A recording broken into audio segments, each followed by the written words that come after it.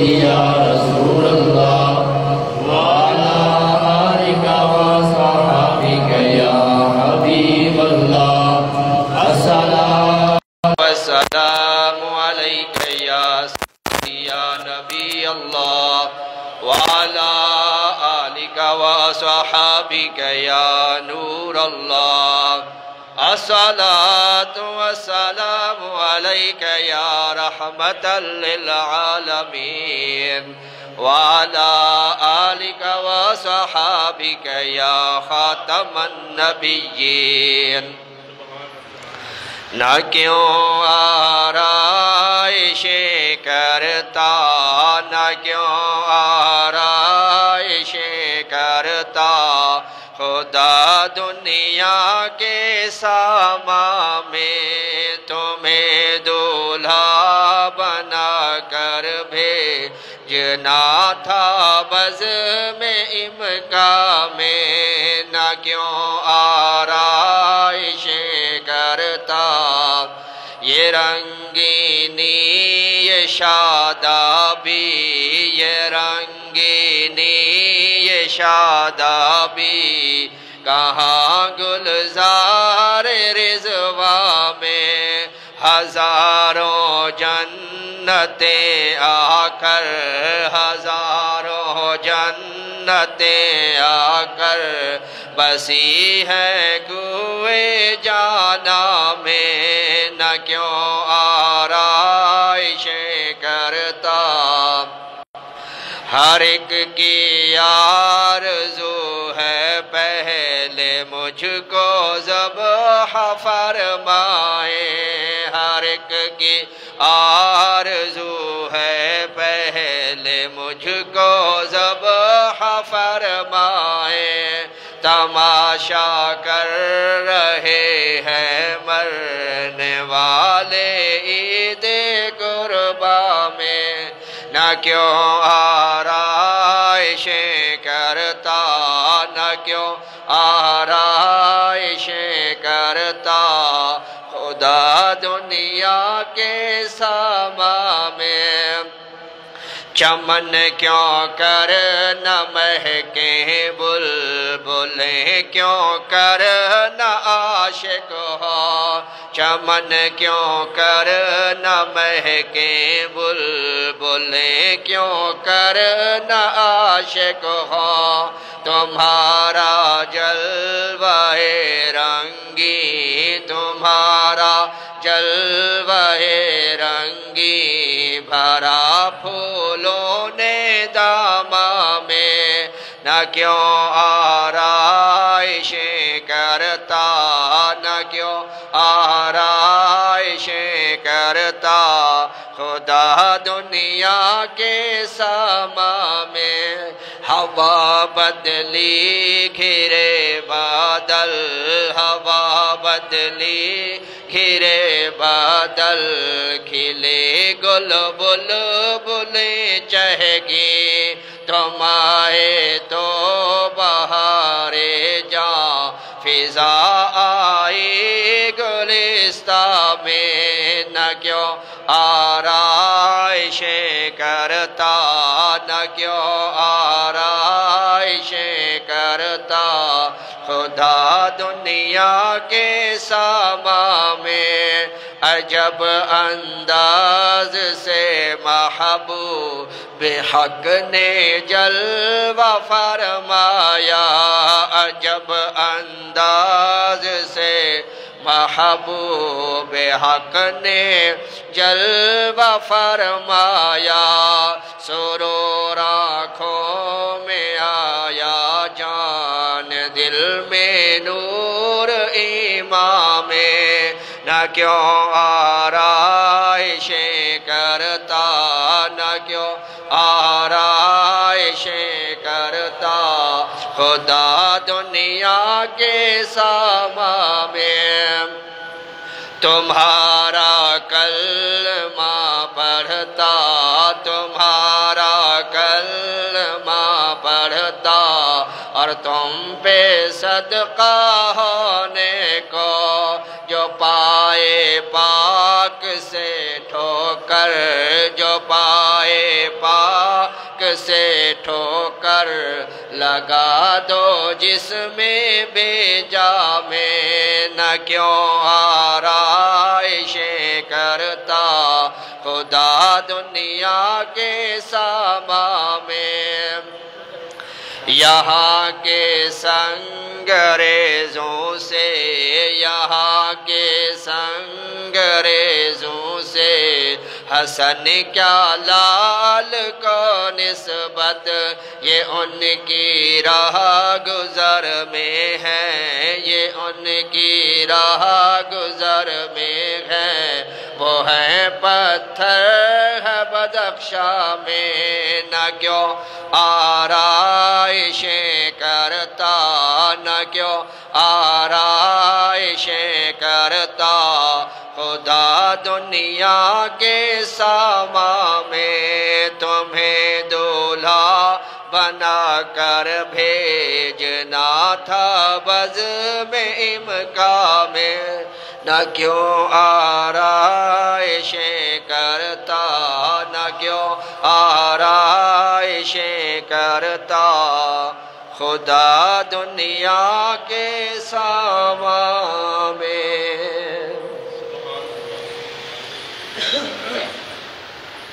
آج 10 ربیع النور شریف ہے، 1444 سنہ ہجری، اور کل رات شب ولادت مصطفیٰ صلی اللہ تعالیٰ علیہ وآلہ وسلم ہے۔ ہر سال کی طرح اس سال بھی عشاقان مصطفیٰ، غلامان مصطفیٰ حضور نبی کریم صلی اللہ تعالی وسلم کا جشن ولادت دھوم دھام سے منا رہے ہیں، اور یہ سرکار کا میلاد منانا ہر کسی کے بس کا کام نہیں ہے، ہر کسی کی قسمت میں سرکار کا میلاد نہیں ہے۔ کسی نے کیا خوب کہا ہے کہ محبوب کی محفل کو محبوب سجاتے ہیں، آتے ہیں وہی جن کو سرکار بلاتے ہیں۔ اللہ تعالیٰ نے بھی قرآن مجید میں ارشاد فرمایا لَقَدْ مَنَّ اللَّهُ عَلَى الْمُؤْمِنِينَ إِذْ بَعَثَ فِيهِمْ رَسُولًا، اللہ تعالیٰ نے مومنین پر اپنا احسان جتایا، حالانکہ تمام کائنات پر اللہ کا یہ احسان ہے کہ اپنا محبوب مبعوث فرمایا، لیکن خاص طور پر اللہ تعالیٰ نے مومنین سے فرمایا اے مومنو، اے ایمان والو، میں نے تم پر بہت بڑا احسان کیا، اِذْ بَعَثَ فِيهِمْ رَسُولًا، کہ اپنا پیارا محبوب مجھے کائنات میں سب سے زیادہ مجھے پیارا ہے اور عزیز ہے، اللہ فرماتا ہے اے خوش نصیبو، میں نے وہ بھی تمہیں عطا کر دیا۔ اور حضور نبی کریم صلی اللہ علیہ وسلم کا میلاد، اس موقع پر شیطانی وساوس لوگوں کے ذہنوں میں ڈالے جاتے ہیں، وہ انسانوں شکل میں بھی ہوتے ہیں، جنوں کی شکل میں بھی ہوتے ہیں۔ من شر الوسواس الخناس الذی یوسوس فی صدور الناس من الجنۃ والناس، یعنی شیطانی کام بعض دفعہ انسان نما اپنے آپ کو مسلمان کہلانے والا بھی نیکی سے روکتا ہے اور طرح طرح کے وسوسے پیدا کرتا ہے، اور اس کا مشاہدہ آپ ماہ میلاد میں دیکھ لیں کہ لوگ اس ماہ مقدس کے بارے میں، سرکار کے میلاد کے بارے میں، اس خوشی کے موقع پر بھی اپنی زبانوں کو تالا نہیں لگاتے اور طرح طرح کے اعتراضات سرکار کے میلاد پر کرتے ہیں۔ کیا قرآن میں ہے؟ کیا حدیث میں ہے؟ کیا صحابہ نے میلاد منایا؟ اللہ نے قرآن پاک میں کوئی میلاد کی بات کی؟ حالانکہ اگر کوئی محبت سے قرآن پاک کو پڑھے اور سرکار مصطفیٰ صلی اللہ علیہ وسلم کی نورانیت دل میں بسا کر اور محبت رسول کا سرما لگا کر قرآن پاک کا مطالعہ کرے تو قرآن پاک کی ہر آیت کے اندر اللہ کے محبوب کی شان ظاہر اور عیاں ہوتی ہے۔ کہ تم نے قرآن پاک میں یہ نہیں پڑھا لَقَدْ مَنَّ اللَّهُ عَلَى الْمُؤْمِنِينَ إِذْ بَعَثَ فِيهِمْ رَسُولًا؟ کیا تم نے یہ نہیں پڑھا وَإِذْ أَخَذَ اللَّهُ مِيثَاقَ النَّبِيِّينَ لَمَا آتَيْتُكُم مِّن كِتَابٍ وَحِكْمَةٍ ثُمَّ جَاءَكُمْ رَسُولٌ؟ کیا تم نے قرآن کے اندر یہ نہیں پڑھا قَدْ جَاءَكُم مِّنَ اللَّهِ نُورٌ وَكِتَابٌ مُبِينٌ؟ کیا تم نے قرآن کے اندر یہ نہیں پڑھا لَقَدْ جَاءَكُمْ رَسُولٌ مِّنْ أَنفُسِكُمْ عَزِيزٌ عَلَيْهِ مَا عَنِتُّمْ حَرِيصٌ عَلَيْكُمْ بِالْمُؤْمِنِينَ رَءُوفٌ رَحِيمٌ؟ کیا تم نے قرآن کے اندر یہ بھی نہیں پڑھا یا ایھا النبی انا ارسلناک شاہدا وبشرا ونذیرا وداعیا الی اللہ باذنہ سراجا منیرا؟ کیا تم نے قرآن کے اندر یہ بھی نہیں پڑھا لا اقسم بہذا البلد وانت حل بہذا البلد؟ کیا تم نے قرآن کے اندر یہ بھی نہیں پڑھا فلا وربک لا یؤمنون حتی یحکموک فیما شجر بینہم؟ کیا تم نے قرآن کے اندر یہ بھی نہیں پڑھا وما ارسلناک الا رحمتا للعالمین؟ کیا تم نے قرآن کے اندر یہ بھی نہیں پڑھا وَالضُّحَىٰ وَاللَّيْلِ إِذَا سَجَىٰ مَا وَدَّعَكَ رَبُّكَ وَمَا قَلَىٰ وَلَلْآخِرَةُ خَيْرٌ لَكَ مِنَ الْأُولَىٰ وَلَسَوْفَ يُعْطِيكَ رَبُّكَ فَتَرْضَىٰ؟ کیا تم نے قرآن کے اندر یہ بھی نہیں پڑھا أَلَمْ نَشْرَحْ لَكَ صَدْرَكَ وَوَضَعْنَا عَنْكَ وِزْرَكَ الَّذِي أَنقَضَ ظَهْرَكَ وَرَفَعْنَا لَكَ ذِكْرَكَ؟ کیا تم نے قرآن پاک کے اندر یہ بھی نہیں پڑھا اِنَّا أَعْطَيْنَاكَ الْكَوْثَرَ؟ کیا تم نے قرآن پاک کے اندر یہ بھی نہیں پڑھا قد نرى تقلب وجهك في السماء فلنولينك قبلة ترضاها؟ اور کیا تم نے قرآن کے اندر یہ بھی نہیں پڑھا وما رميت إذ رميت ولكن الله رمى؟ اور کیا تم نے قرآن پاک میں یہ بھی نہیں پڑھا ولو انهم اذ ظلموا انفسهم جاءوك؟ قرآن پاک کے ہر آیت کے اندر اللہ تعالیٰ نے اپنے محبوب کی شان و عظمت کو بیان فرمایا ہے۔ اور کسی نے کہا اچھا قرآن پاک کے ہر آیت میں ہر سورت میں سرکار کا نام ہے؟ میں نے کہا ہاں۔ کہتا مجھے بتاؤ کل شریف کے اندر کہاں سرکار کی تعریف ہے؟ کل شریف قل هو اللہ احد اللہ الصمد لم یلد ولم یولد ولم یکن لہ کفوا احد، اس کے اندر سرکار کی کہاں نعت ہے؟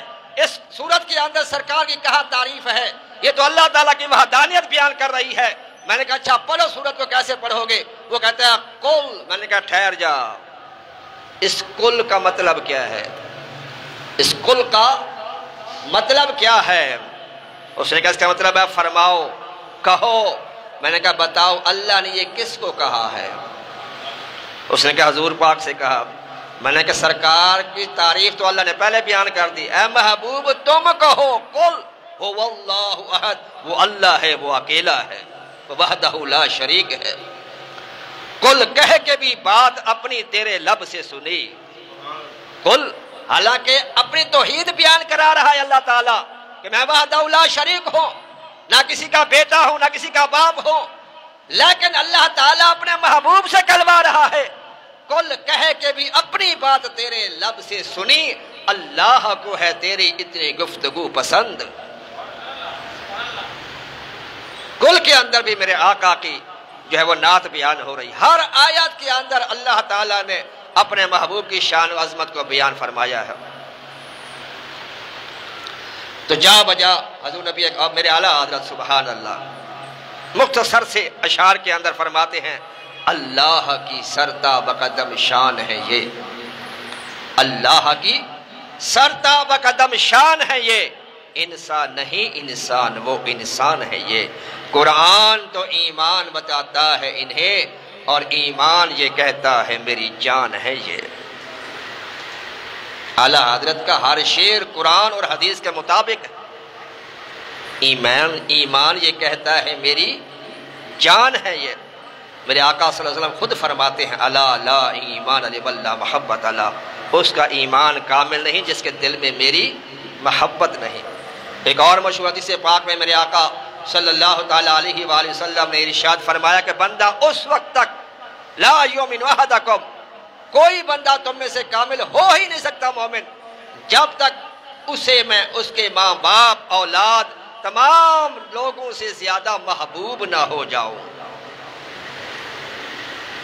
تو میرے آقا ایمان کی جان ہے، اگر سرکار کی محبت نہیں ہے تو وہ ایمان ہی نہیں ہے،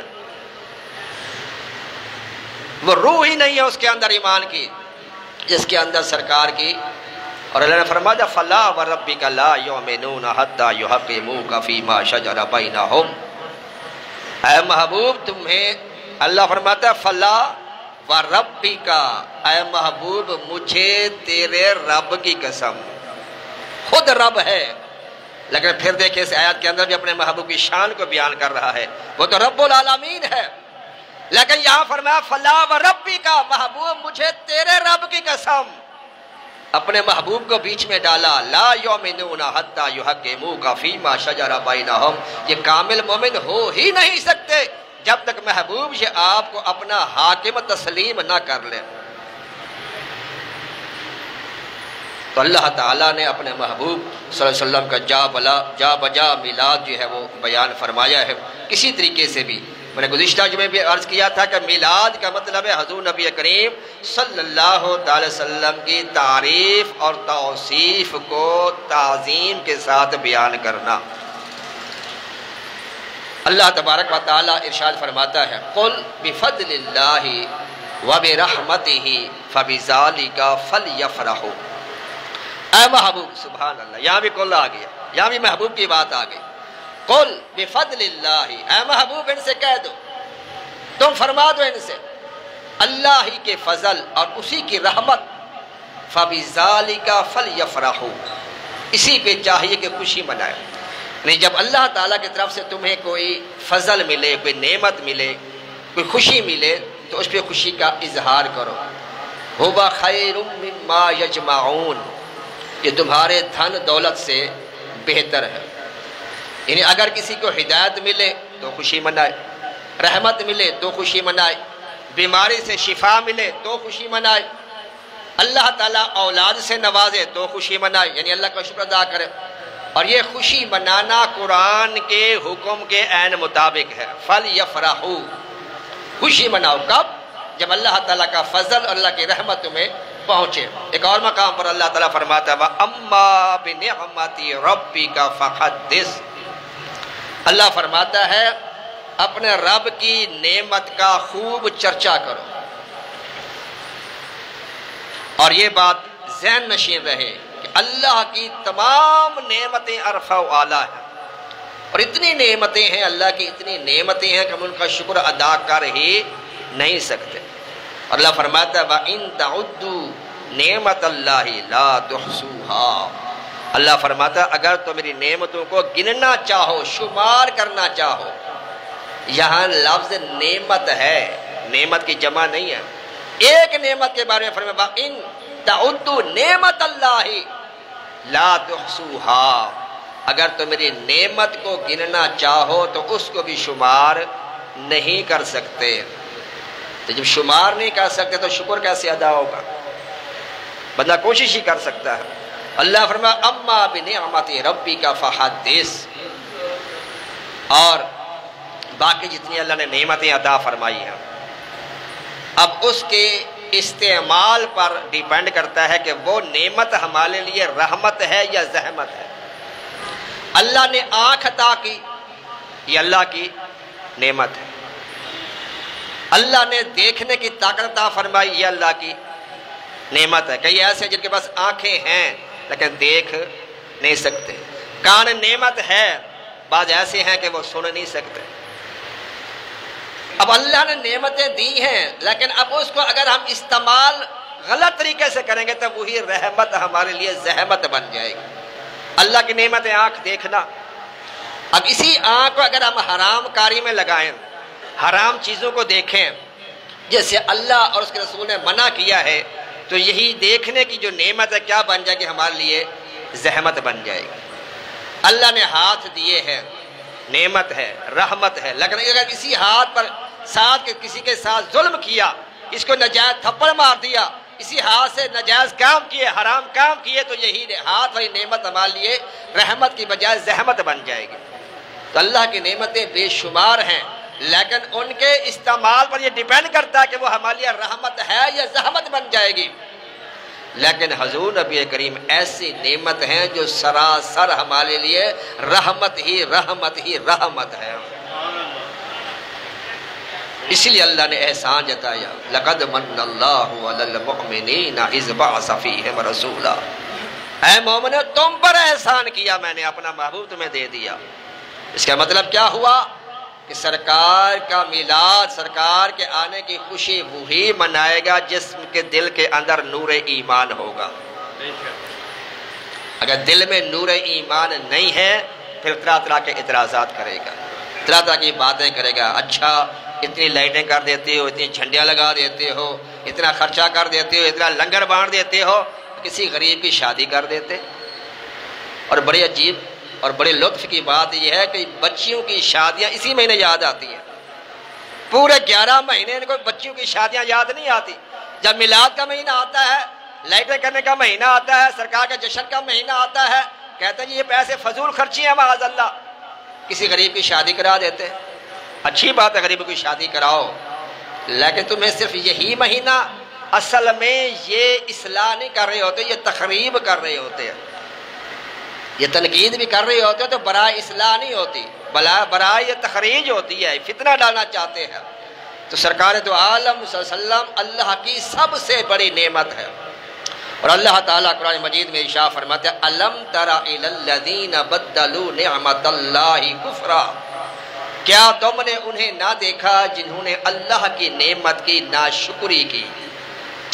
اور سیدنا عبداللہ بن عباس رضی اللہ مفسر قرآن کی تفسیر میں آقا نے خود ان کو سکھائی۔ عبداللہ بن عباس رضی اللہ تعالیٰ عنہ سرکار کے چچا زاد بھائی ہیں، چچا کے بیٹے ہیں عبداللہ بن عباس رضی اللہ تعالیٰ عنہ۔ وہ فرماتے ہیں وَمُحَمَّدٌ نِعْمَةَ اللَّهِ، اس نعمت سے مراد جس کے بارے میں اللہ نے فرمایا ہے کہ لوگوں نے اللہ کی نعمت کی ناشکری کی، فرماتے ہیں وَمُحَمَّدٌ نِعْمَةَ اللَّهِ، محمد صلی اللہ علیہ وسلم اللہ کی نعمت عظمیٰ ہیں۔ سب نعمتوں سے بڑھ کر حضور نبی کریم صلی اللہ علیہ وسلم کی ذات اقدس ہے، حبیب حق ہیں خدا کی نعمت، بنعمت ربی کا فحدث، یہ فرمان مولا پر عمل ہے جو بزم مولد سجا رہے ہیں، اور نثار تیری چہل پہل پر ہزار عیدیں ربیع الاول، سوائے ابلیس کے جہاں میں سبھی تو خوشیاں منا رہے ہیں۔ شیخ محقق عبدالحق محدث دہلوی رحمت اللہ تعالیٰ علیہ اب فرماتے ہیں کہ اللہ تعالیٰ اس پر رحم فرمائے جو اپنے پیارے نبی صلی اللہ علیہ وسلم کا ماہ میلاد، اس کی راتوں کو عیدوں کی طرح منائے۔ اور فتح الباری جلد 9 کے اندر امام ابن حجر اسقلانی رحمت اللہ علیہ فرماتے ہیں کہ سیدنا عباس رضی اللہ تعالیٰ عنہما فرماتے ہیں میں نے ابو لہب کو اس کے مرنے کے بعد خواب میں دیکھا، میں نے کہا ما فعل اللہ بکا، اللہ نے تیرے ساتھ کیا معاملہ کیا؟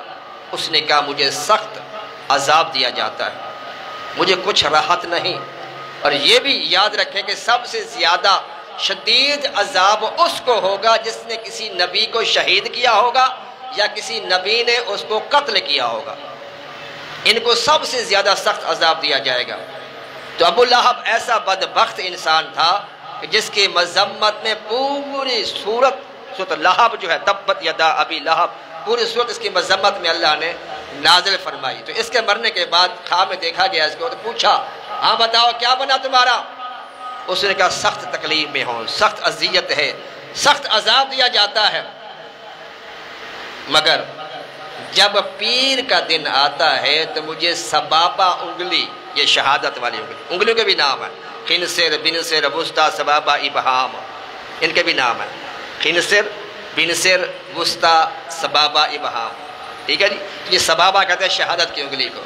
ابو لہب نے کہا کہ جب پیر کا دن آتا ہے تو شہادت کی انگلی سے پانی نکلتا ہے اور میں اس کو چوستا ہوں تو مجھے کچھ راحت محسوس ہوتی ہے۔ تو وجہ پوچھی کہ اس کی کیا وجہ ہے؟ اس نے کہا کہ جب میرے بھائی عبداللہ کے گھر میں بیٹا پیدا ہوا تھا محمد صلی اللہ علیہ وسلم، اور میری لونڈی دوڑتی میرے پاس آئی، میری کنیز میرے پاس آئی، صہیبہ نے کہا آقا آپ کے لیے خوشخبری ہے، اللہ نے آپ کے مرحوم عبداللہ کے گھر میں چاند سا بیٹا عطا کیا ہے۔ تو مجھے اتنی خوشی ہوئی کہ میرے گھر میرے بھتیجا پیدا ہوا، تو میں نے انگلی کے اشارے سے کہا اچھا تو نے اچھی خبر سنائی ہے، جا تجھے میں نے آزاد کیا۔ اس انگلی سے میں نے اس کو آزاد کیا اپنے بیٹے کے آنے کی، بھتیجے کے آنے کی خوشی میں۔ تو یہ خوشی منانا، محمد کے آنے پر خوشی منانا اللہ کو پسند آیا۔ ہر پیر کو اسی انگلی سے مجھے کچھ پانی دیا جاتا ہے جس سے مجھے راحت ملتی ہے۔ تو شیخ محقق عبدالحق محدث دہلوی رحمت اللہ علیہ فرماتے ہیں جب ابو لہب جیسا سخت کافر اگر وہ اپنے بھتیجے کو محمد سمجھ کر نہیں، اللہ کا رسول نبی سمجھ کر نہیں، اللہ کا حبیب سمجھ کر نہیں، صرف اپنا بھتیجا سمجھ کر بھی خوشی منایا تو اللہ تعالیٰ اس کو بھی جہنم کے اندر راحت پہنچا دیتا ہے۔ تو شیخ محقق فرماتا ہے بندہ مومن جو رسول اللہ سمجھ کر، اللہ کا محبوب سمجھ کر، اپنے آقا و مولا سمجھ کر سرکار کے آنے کی خوشی منائے گا، اللہ اس کو کتنا اجر و ثواب عطا فرمائے گا۔ اور شب ولادت میں سب مسلمان نہ کیوں کریں جان و مال قربان، ابو لہب جیسے سخت کافر خوشی میں جب فیض پا رہے ہیں، زمانے بھر میں یہ قاعدہ ہے کہ جس کا کھانا اسی کا گانا، تو نعمتیں جن کی کھا رہے ہیں انہی کے ہم گیت گا رہے ہیں۔ اور سیدی اعلیٰ حضرت اور بلکہ حضور نبی کریم کا حدیث پاک ہے، میرے آقا صلی اللہ تعالیٰ علیہ وسلم ارشاد فرماتے ہیں اللہ موتی و انا قاسم، اللہ تعالیٰ مجھے عطا فرماتا ہے، میں اس کو تقسیم کرتا ہوں۔ دنیا جو رزق کھا رہی ہے، جو اللہ تعالیٰ نعمتیں دے رہا ہے، کس کے وسیلے سے دے رہا ہے؟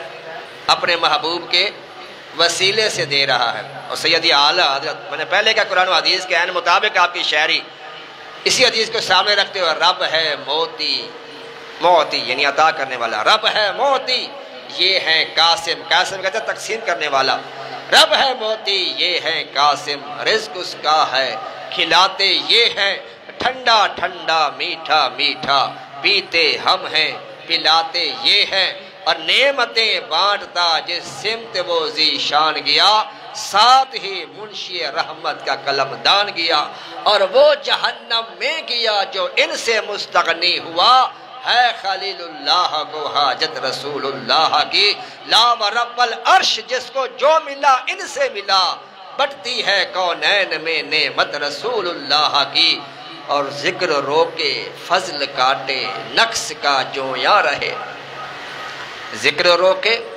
فضل کاٹے نقص کا جویاں رہے۔ اعلیٰ حضرت بتا رہے ہیں کہ جو نجدی لوگ ہیں، جو سرکار کے میلاد کے منکرین ہیں، جو سرکار کے آنے پر خوشی نہیں مناتے، ان کے گھروں میں صفحہ ماتم بچ جاتی ہے، فرماتے ہیں ذکر روکے کہ سرکار کا میلاد نہ ہو، نعت خوانی نہ ہو، جھنڈیاں نہ سجے، لائٹنگ نہ ہو، فضل کاٹے سرکار کچھ دے نہیں سکتے معاذ اللہ، نقص کا جویاں رہے، اور ایسی حدیثیں اور آیتیں تلاش کرنے کی کوشش کرے جس کے اندر حضور پاک کا نقص ظاہر ہو، حالانکہ اللہ تعالیٰ نے اپنے محبوب کو بے عیب پیدا فرمایا ہے۔ ذکر روکے فضل کاٹے نقص کا جویاں رہے، پھر کہے مردک کہ ہوں امت رسول اللہ کی، پھر کہتے کہ میں رسول اللہ کا غلام ہوں، سرکار کا کلمہ پڑھتا ہے کہ سرکار کا امتی ہوں، اور طرز عمل کیا ہے؟ سرکار کا اندر عیب تلاش کرنے کی کوشش کرتا ہے، کبھی کہتا ہے وہ سن نہیں سکتے، کبھی کہتے ہیں وہ مدد نہیں کر سکتے، معاذ اللہ وہ کربٹ نہیں بدل سکتے، یہ کیسے تم امتی ہو سرکار کے بارے میں جو ایسے عقیدے رکھتے ہو؟ اور فرمایا البا خدا خدا کا یہی ہے در، نہیں اور کوئی مفر مقر، جو وہاں سے ہو یہیں آ کے ہو، جو یہاں نہیں تو وہاں نہیں۔ اگر رسول اللہ کی بارگاہ سے تمہیں نہیں مل رہا تو تمہارا اللہ کی بارگاہ میں بھی کچھ حصہ نہیں ہے۔ حضور نبی کریم صلی اللہ علیہ وسلم کا میلاد صحابہ بھی مناتے تھے، مختلف انداز ہوتے تھے۔ سیدنا ابو عامر انصاری رضی اللہ تعالیٰ عنہ ایک مرتبہ گھر میں بیٹھے ہوئے اپنے بچوں کو، گھر والوں کو بٹھایا ہوا ہے، اور سرکار کی تعریف و توصیف کی جو احادیث ہیں وہ بیان کر رہے تھے، سرکار کا میلاد منا رہے تھے، خوشی کا اظہار کر رہے تھے۔ میرے آقا صلی اللہ علیہ وسلم کا وہاں سے گزر ہوا، میرے آقا صلی اللہ تعالی وسلم نے گھر میں داخل ہو کر فرمایا ان اللہ فتح لک ابواب الرحمہ وملائکتہ کلہم یستغفرون لک، اے ابو عامر انصاری رضی اللہ تعالیٰ عنہ، بے شک اللہ تعالیٰ نے تیرے لیے تمام رحمتوں کے دروازوں کو کھول دیا ہے، اللہ تعالیٰ کے فرشتے تیرے لیے استغفار کی دعائیں کر رہے ہیں۔